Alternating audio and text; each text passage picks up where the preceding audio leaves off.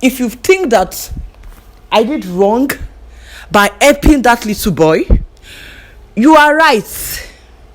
You are very, very correct. Say whatever you want to say is none of my business. My business is I saved little David. My business is I helped David. I saved David from the hands of his wicked auntie. And thank God that boy is happy. I need to address these issues quickly. What I'm about to say is about my son, David. I call him my son because I love that boy so much. The few days we've been together, I see it's as if we've known ourselves for ages. That boy gives me peace of mind. As in, there's this genuine love I have for that little boy. Because it reminds me of my brother, my little brother. There's this genuine love. The boy is so respectful. This boy is so smart. This boy is so intelligent.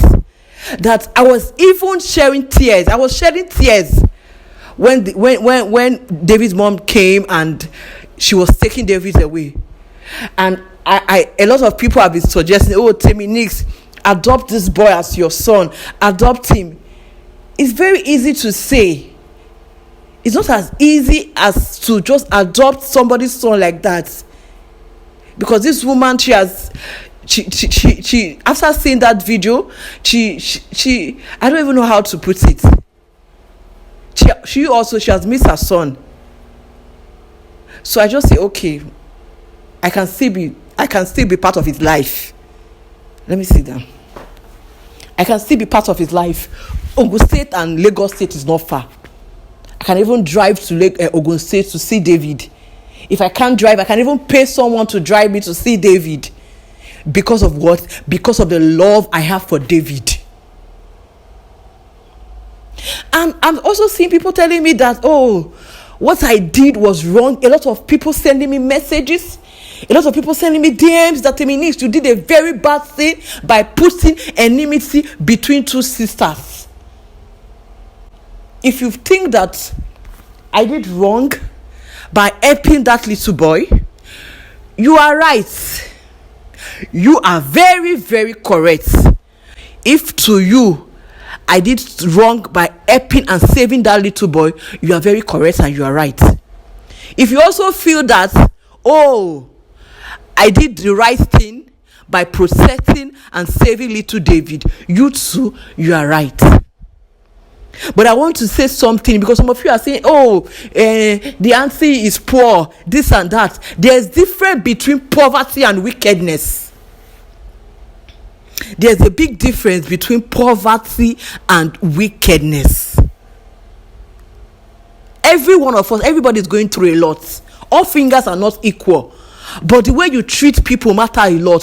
Whether you are rich, whether you are poor. Even if you treat people bad when you are even poor, if you rich, you will still be a bad person. It doesn't cost you too much to do the right thing. Let's not try to justify wrong. Because of poverty, you allow a 10-year-old boy to go and be carrying concrete because you are poor. That poor way you dey poor, so you dey shop kaka. Is it because you are poor? Are you putting you the woman and her son she dey chop? If I saw if I saw both of the auntie and David doing the concrete work, I will understand that, oh, now two of them they also maybe the little boy is only assisting. But this one, no. How can you say because she's poor?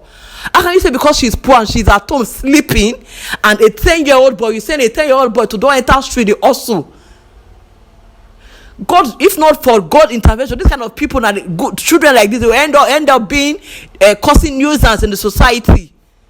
Because of what? You people, because of the way they expose them to that kind of lifestyle early. Some of you say, oh, allow David to David can still work. Fine, I understand. This is holiday period. If a child wakes up in the morning by 6 a.m. to do his house job before going to school, it's a different thing. Okay, you cannot be sleeping by that 6 a.m. while a little boy will be up preparing himself for school. No. Now you go wake the small boy by 6 a.m. If you listen to David very well, he said he wakes up every day by 6 a.m. to wash plates, Washing plates is not a bad thing. To fetching water is not a bad thing, but not long distance with that pen bucket. What are you doing? If both of you wake up together by that 6 a.m., it's a different thing. You two, you will be doing your own part. The little boy will be doing his own part. No. By 6 a.m., you will be sleeping and putting that little boy's life in danger because you are training. Training who? You wake up with the boy. You both should be doing. You tell him, do this, do this. That is how it's supposed to be. A lot of people are saying, what you did, where you did a very wrong thing, you have caused enmity between two sisters. What do you mean by that? Like I said before, if you feel that I did the wrong thing, you are right. If you also feel that I did the wrong thing, you are also right. But I want to let you know that at all costs, you should not, no matter what, you should not, nobody, it's not good to justify what is wrong. At some point, I was even trying to talk to the woman calmly, say, Madam, this boy is too small for this work. Tell me what it costs to I want to support you. She was asking me, leave my place. Am I begging you? Are we suffering? Did he come and steal from you? You can go back and watch the first video the first video I went to David's house to meet his auntie.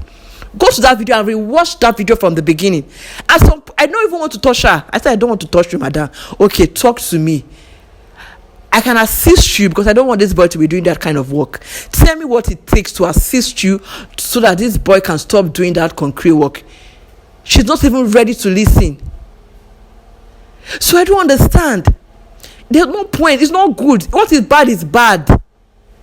Because I understand that there are many more David out there suffering and praying to God for their helper to locate them. A lot of David are outside the streets roaming about. You see little children today, a boy of 7 years, a boy of 6 years, you go see them for shopping mall, they'll be begging money, they don't even have where to sleep. Some of them are sent away by parents and guidance. Yes. Some parents don't even know where their children are now like this. Please. Nobody is perfect. Even me talking to you, I'm not perfect. One day go come and I go see fuck up, and you tell me that I don't fuck up, and I will admit to my fuck up. If you still want to reach out to David, we can always support him. The state and data state is not far. I cannot force his mom to leave him for me. Yes, because I tried to ship it. Madam, can David be living with me? She said no. She is not as if she doesn't want. She wants to just take David along. That she will think about it for a situation like this, something that just happened. It's not really she wouldn't want to just leave David like that. She wants to go home with her son. And as a mother, I understand her. I understand her concern. I understand her so well. Yes. Please, let's try to do the right thing. Let's not say because the woman is poor, look at where the woman is living. A lot of people are living in that kind of house, and they are good people.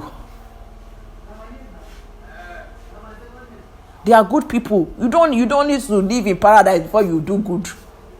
You don't need to live a luxury life before you will do good. What is bad is bad. What is bad is bad. You can say whatever you want to say. Is none of my business. My business is I saved little David. My business is I helped David. I saved David from the hands of his wicked auntie. And thank God that boy is happy now. You need to see the joy in that boy's face. Thank you.